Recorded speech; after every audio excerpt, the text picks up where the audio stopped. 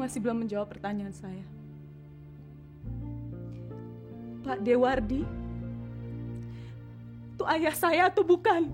Kintan, ayah kandung kamu itu adalah suami dari ibu kamu. Orang yang membuat kedua kalung ini. Ia adalah Iskandar Harrison. Apa? Kamu tidak salah dengar, Kintan. Ayah kandung kamu adalah Iskandar. Dan adik kamu adalah Edwin. Gak mungkin. Coba pikir, Kintan. Kenapa Wardi menyuruh kamu kembali ke Jakarta? Dan kenapa kamu yang masih muda diberi kepercayaan untuk presentasi sebuah perusahaan perkuri yang begitu besar? Dan kenapa Iskandar menyuruh kamu bekerja sama dengan Edwin? Tidak lain karena semua itu supaya kalian saling mengenal sebelum dia membuka kartunya. Sudah kamu tahu semua itu, kamu membunuh Pak Iskandar. Hei! Sumpah mati saya tidak membunuhnya. Yang jelas, saya pergunakan kesempatan yang ada di depan mata saya. Yang baru saja kamu dengar hanya diketahui oleh Iskandar, Wardi, dan aku. Saya berusaha mencari kamu, tapi entah kemana kamu sudah kabur. Sejak itulah kami mengawasi rumah Wardi di Solo. Karena cepat atau lambat kamu pasti akan tiba di sana. Sambil menunggu aku mencari arsip kamu. Dari situlah aku mengenal Johan, mantan pacar kamu yang punya reputasi sebagai gigolo dan penipu kelas 1. Dan kalian mempergunakannya untuk menjalankan niat buruk kalian. Nyuruhnya menikahi saya. Apa boleh buat, Kintan? Kamu ini ahli warisnya Iskandar. Mendiang pemilik Perkuri Group. Dan Wardi, seorang jutawan tua. Orang buta pun juga bisa melihat bahwa kamu ini tambang emas. Terkutuk kalian! Sangka ada manusia-manusia seperti kalian. Manusia-manusia yang mengais keuntungan dari kematian dan penderitaan orang lain.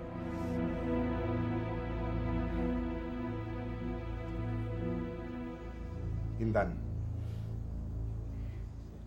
kalau kamu marah, sungguh, aku minta maaf. Tapi harap diingat, ini bukan persoalan pribadi. Bisnis.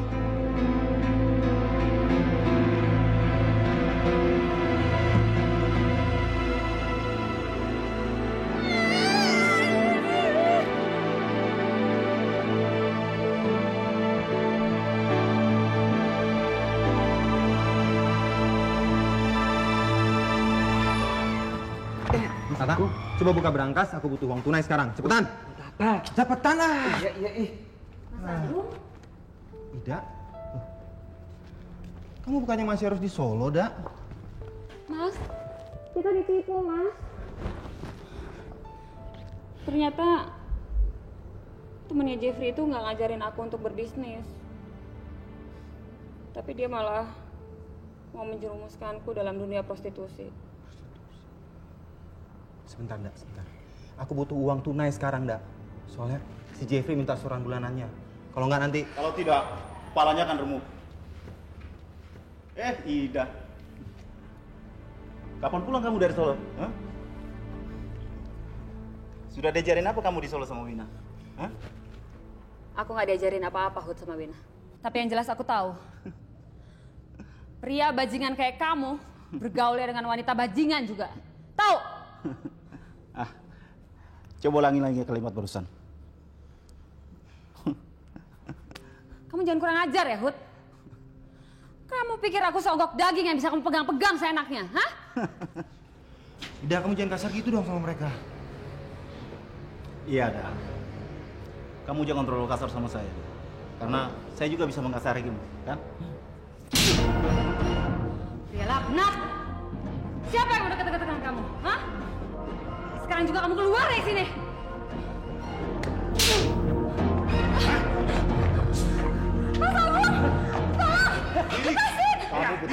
keterlaluan. Karena Mas kamu Agung! perlu pelajaran khusus. Hah? Agung, tolong! Lepaskan saya, tolong! Hei, Bung. Sudah dengar kan? Dia minta dilepaskan. Siapa kamu? Dasar turis kesasar. Ayo serang dia. Iya, Bos.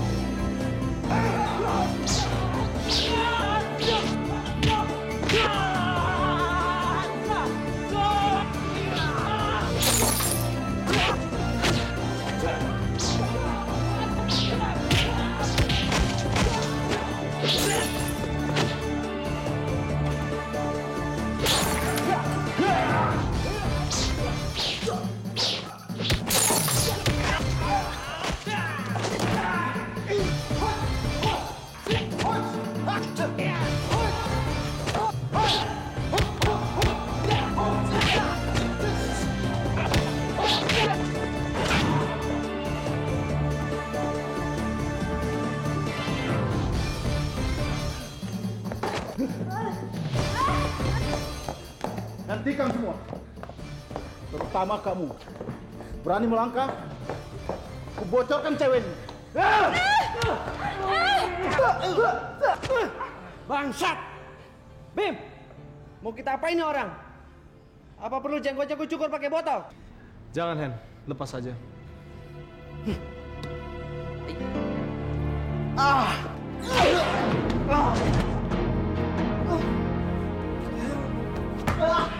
Udah dah, nggak usah dipikirin. Kayak gitu aja dipikirin. Yuk, lebih mah.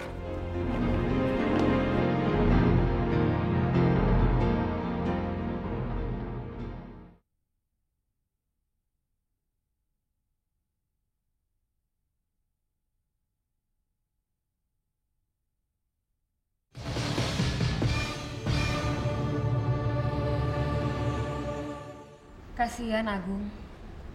Dia pasti akan ngerasa sangat bersalah sekali karena nggak bisa ngebantu kalian.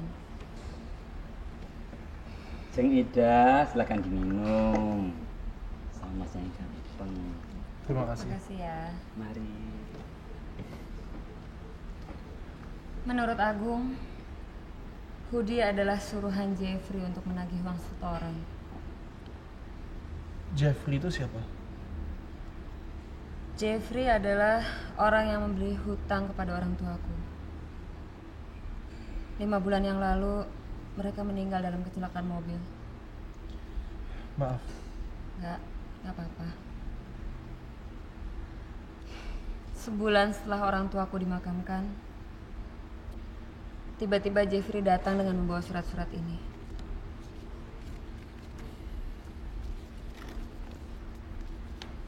Di dalamnya tercantum kalau kami mempunyai hutang sama dia sebanyak 70 juta. Untuk menghindari barang-barang kami disita, terpaksa kami menutup kafe ini. Dan akhirnya kami melego barang-barang kami di butik. Ada yang lebih parah lagi, Bim. Menurut Jeffrey, untuk mempercepat pelunasan hutang-hutang kami, aku dipaksa untuk magang kerja di tempat Wina. Katanya koleganya di Solo. Dan selanjutnya, kamu tahu sendiri ceritanya. Iya. Wina memaksaku untuk menjadi wanita penghibur. Ida, dari yang saya dengar, kalian telah terjebak ke dalam kasus penipuan yang paling klasik.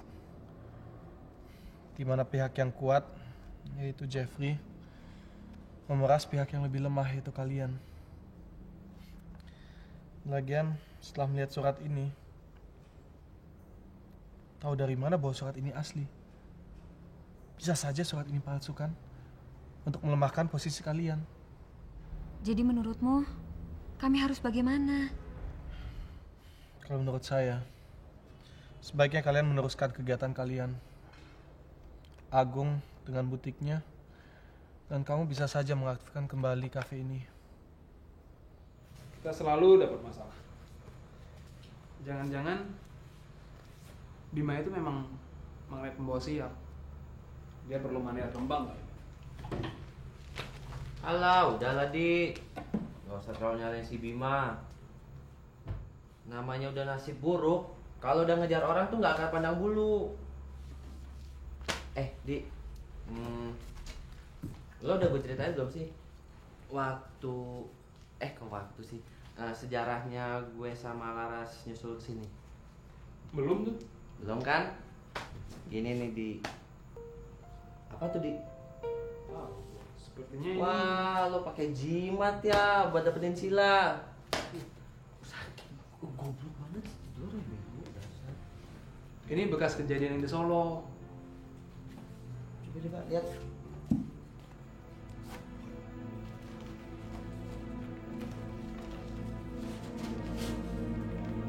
Buset. Apaan nih, Di? Bahasa planet gini. Azo, apa sih? Azo. Siapa yang bisa nerjemahin kayak ginian? Sini.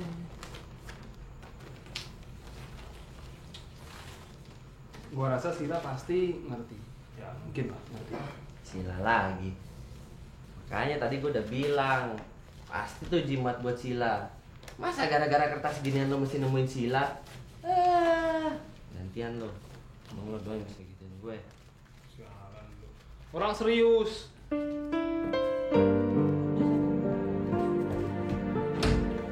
Itu di bawah itu ya pilih.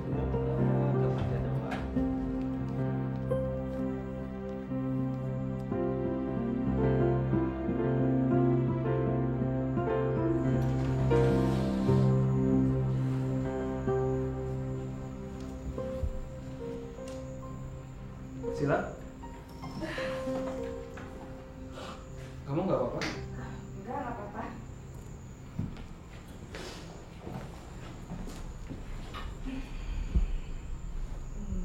Mataku cuma kelilipan debu aja sedikit jadi agak berair. Gimana? Di kamar kamu banyak debunya nggak? Apa kamu sudah beres-beres barang? Sudah. Tadi waktu aku beres-beres, aku menemukan ini. Ini diberikan oleh Pak D-nya Kintan waktu kita di Solo. Dan katanya untuk memberikannya kepada Kintan. Tapi aku nggak ngerti apa artinya. Kamu ngerti?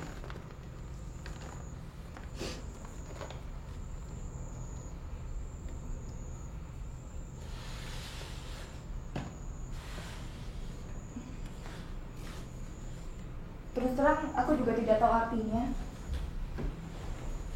Tapi sepertinya ini istilah kedokteran. Sebaiknya kita tanyakan saja sama Ida. Dia kan mahasiswa kedokteran. Kamu mau aku temani? Tidak usah, biar aku saja. Hitung-hitung mengatas kembali keterampilanku dalam menyelidiki.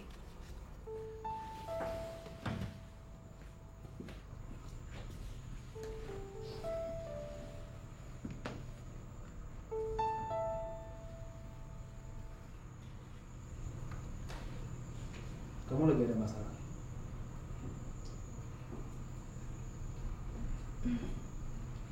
Kurang saja. Aku janji nggak akan memberitahukan yang lain.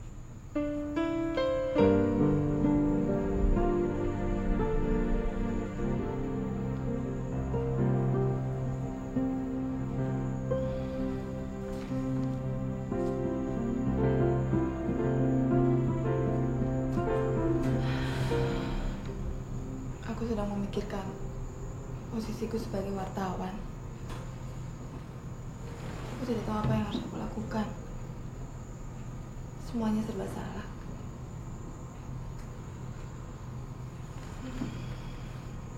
Aku tidak bisa pergi ke kantorku di Bogor. Karena kalau aku ke sana, mau tidak mau, aku harus menjelaskan tentang kepergianku selama ini. Dan itu berarti aku harus membocorkan tentang keberadaan Bima pada polisi, serta membahayakan posisi kalian semua.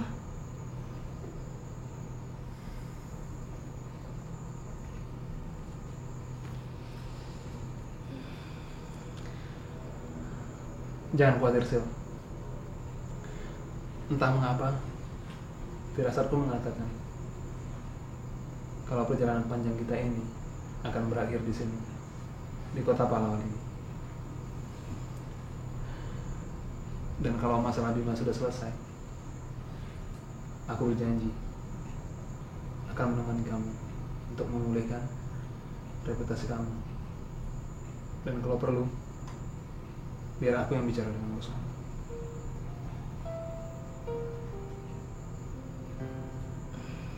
Terima kasih, Di. Kamu memang benar-benar sahabat sejati. Maaf ya, kalau selama ini saya bersikap dingin sama kamu.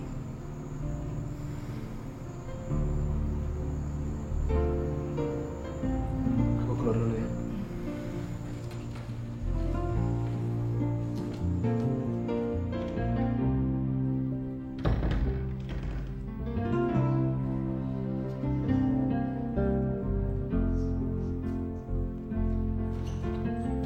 Hei, kenapa lo?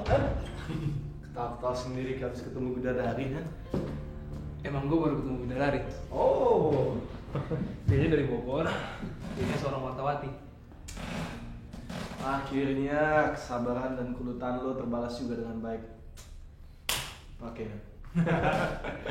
Tapi Bim, semuanya nggak lepas dari jasa lo. Bim, semenjak kejadian di luar Magelang, gue belum sempat minta maaf sama lo. Sorry ya, waktu itu gue terlalu ngikutin emosi gue. Dan itu hampir aja mengorbankan persahabatan kita. Lo nggak perlu minta maaf. Mungkin malah sebaliknya gue yang mesti minta maaf. Seandainya saat itu gue bisa melihat bahwa perasaan lo terhadap Sila begitu dalam, mestinya gue yang bisa jaga jarak. Sorry ya. Makasih.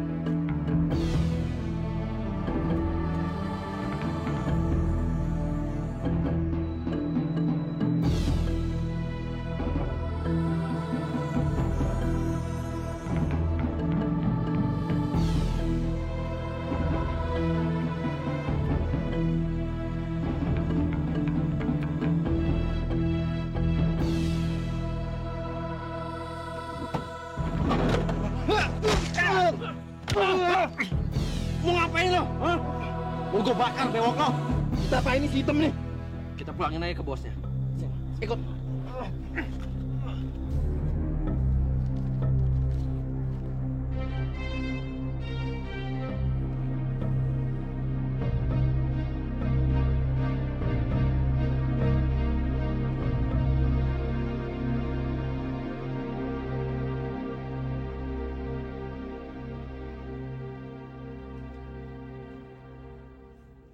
Ini seperti lembaran hasil laboratorium.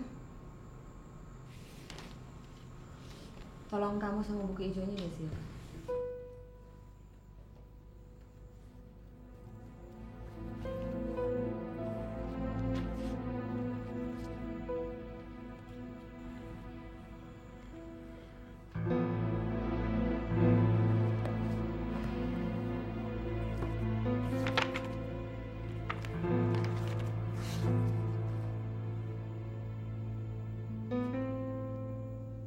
Klop.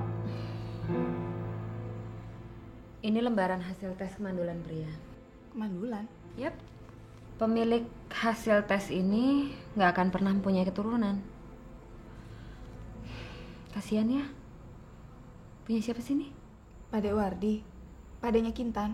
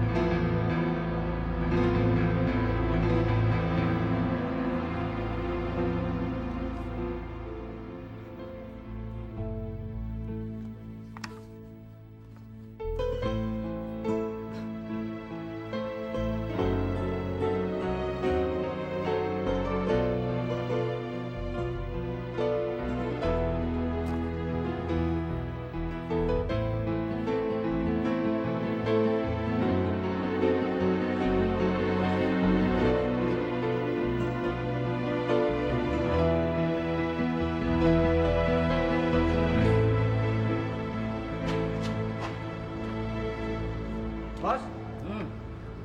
Semua setoran udah beres belum? Udah bos, Kecuali apa? bagian si Budi. Bagaimana sih Budi? Tugas dia kan paling gampang. Tinggal mungut di Cafe Naga saja kok susah banget. Itu dia bos. Dia semalam telepon. Katanya dia bukan saja gagal nagih setoran, tapi dia habis dipukulin sama teman-temannya Agung. Tidak mungkin. Tidak mungkin si Agung Banci itu berani melawan kita. Mana si Budi sekarang? Itu dia bos. Saking penasarannya, dia kembali ke sana katanya mau bakar kafe itu sampai habis. Apa? Dasar tolol. Dia mikir pakai otak atau pakai dengkul sih? Dia kan tahu Agung tidak akan berani macam-macam selama kita pegang surat notaris itu. Surat itu adalah kartu as bagi kita. Ngapain dia main-main kayu segala macam? Masalahnya pada surat itu bos. Saya suruh Hudi periksa, ternyata suratnya sudah hilang bos. Surat itu hilang? Susul Pam sekarang juga ke rumahnya. Aku tidak mau tahu, bawa dia kemari. Suruh bikin surat notaris baru. Kalau tidak, aku potong kuping. Mengerti? Iya bos. Semuanya sudah jelas kan Jim? Pokoknya kamu jangan hubungi saya kecuali penting sekali. Cukup titip pesan saja. Paling telat saya besok pagi sudah kembali ke Jakarta. Oh ya Jim, satu lagi. Kalau kamu lihat Om Roy di kantor, kamu cepat hubungi saya. Dan jangan bilang sama dia kemana saya pergi. Kamu ngerti? Oke, terima kasih.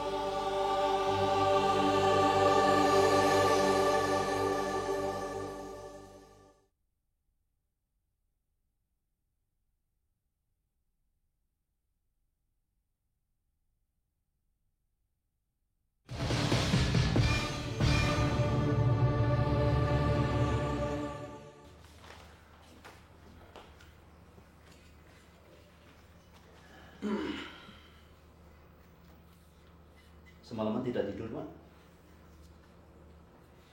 Enggak. Dengan keadaan seperti ini mana bisa aku tidur?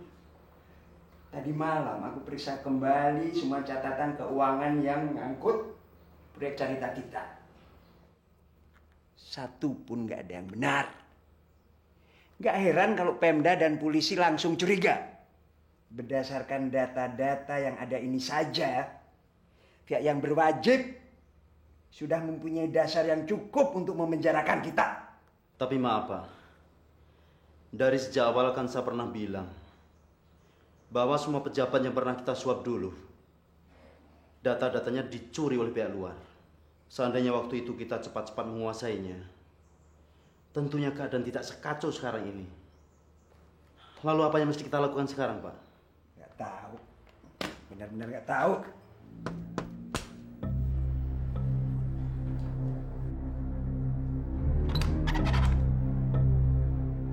Selamat pagi, Pak. Selamat pagi. Maaf mengganggu, Pak. Bapak yang bernama Bapak Aswin? Ya, betul. Saya sendiri. Saya dari kepolisian. Oh. Dan saudara tentunya Pak Roy. Saya ingatkan, jangan coba-coba melawan. Karena saya tidak segan-segan menembak saudara. Apabila saudara membahayakan jiwa saya. Baik, Pak. Saya tidak akan melawan. Saya tembak kamu, jangan menang.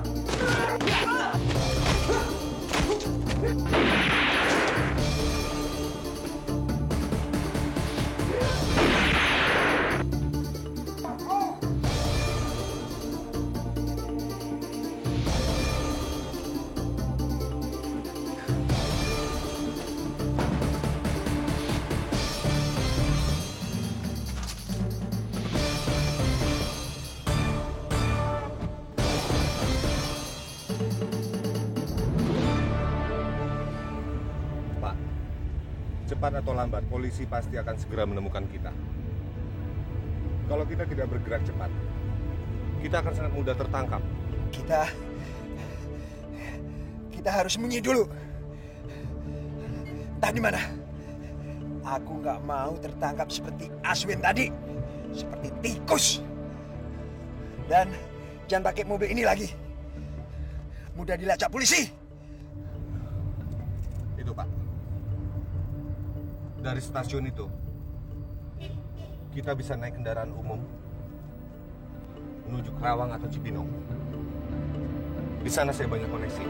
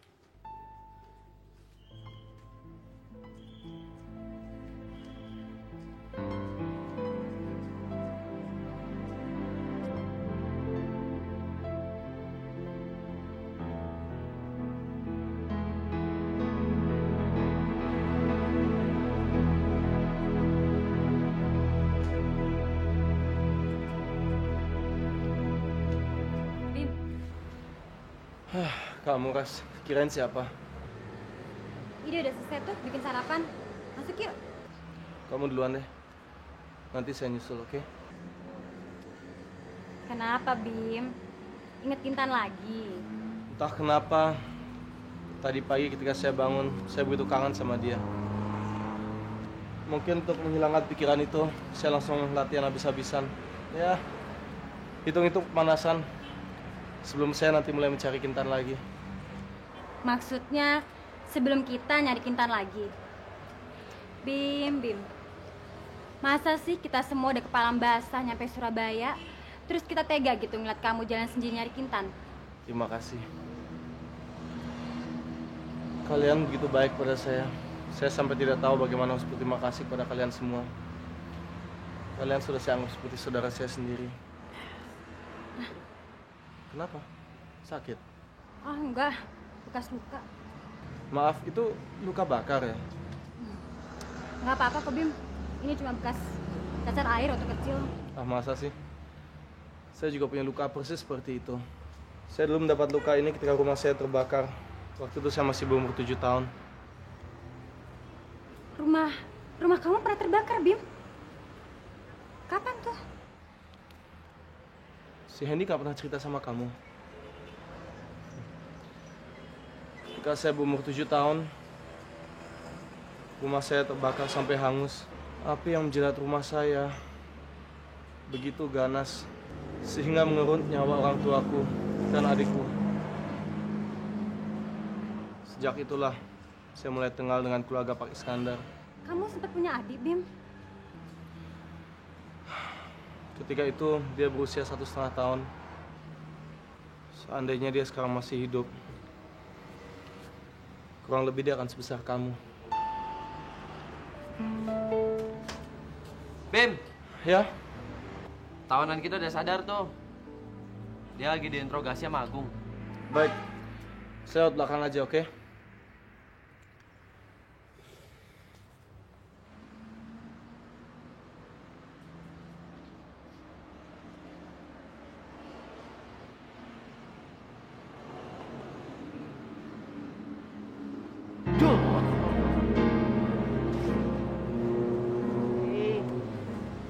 Kamu kenapa sih? Sampai hantu Surabaya ya? Oh, udah deh, jangan macem-macem. Saya lagi pusing nih. Oh, sampai segitu galaknya. Mau aku cariin obat nggak?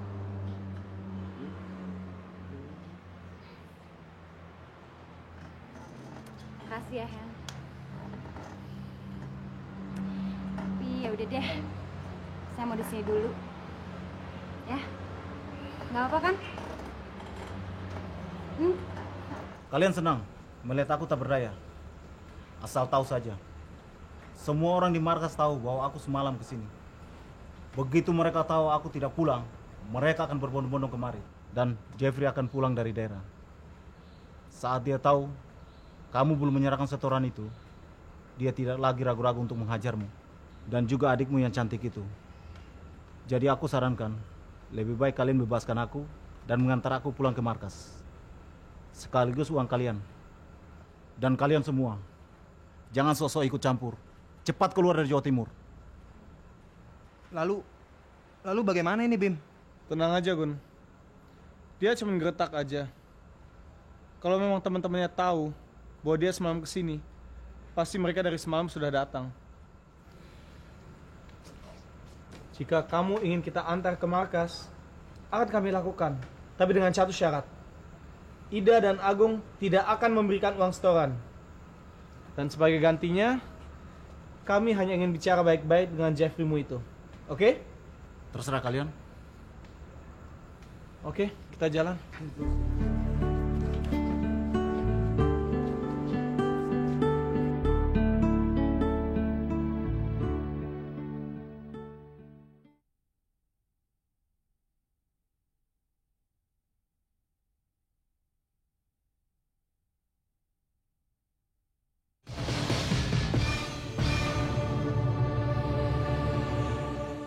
Jalan, Bos.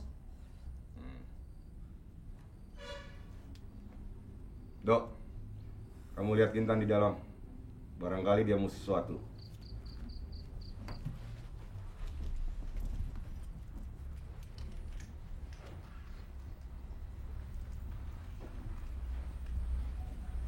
Mas, tolong bukain dong, ini saya nggak bisa bergerak, sakit banget di tangannya.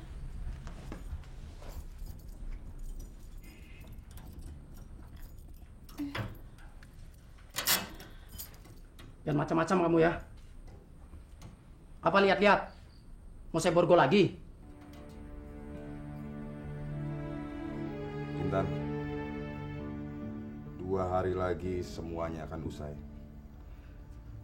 Secara legal, kamu dan Johan akan menjadi suami istri. Saat ini, seorang pemalsu dokumen yang paling mahir se-Indonesia sedang memproses segala sesuatu untuk menunjuk Johan sebagai suami kamu yang sah. Jadi kenapa kamu tidak mau menyerah saja? Suami kamu mau melacak sampai ke tempat persembunyian ini. Dasar wanita naif. Naif.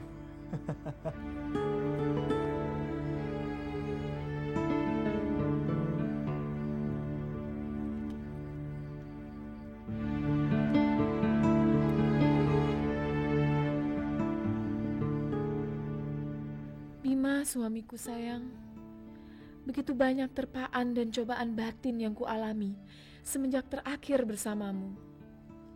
Orang-orang yang kuanggap teman telah berubah menjadi lawan. Dan orang-orang yang baru bertemu denganku telah menyelamatkan kehormatanku. Dan Edwin yang sempat menjadi orang yang paling kita takuti, ternyata bukan seperti yang selama ini kita sangka. Bima, dari perjalananku ini, aku semakin sadar bahwa kita hidup di dunia yang tidak menentu, di mana di suatu saat kita bertemu dengan orang yang beriktikat baik, tapi di saat berikutnya kita bertemu dengan orang jahat, di mana kita terpisah dengan orang-orang yang kita cintai dan bertemu dengan orang-orang yang kita benci. Bima, batas antara kebencian dan kasih sayang ternyata begitu tipis dan semu sifatnya. Hanya ada satu yang saya anggap pasti dan murni. Cintaku padamu, Bim. Kamu tentu ingat dengan ikrar perkawinan kita.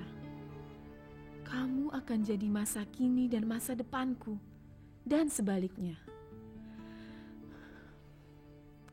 Ikrar itu yang telah membuatku kuat, Bim. Ikrar itu yang menjadi perisai bagiku menghadapi segala cobaan ini. Karena saya tahu, suatu saat, suatu waktu, kita akan bersatu lagi.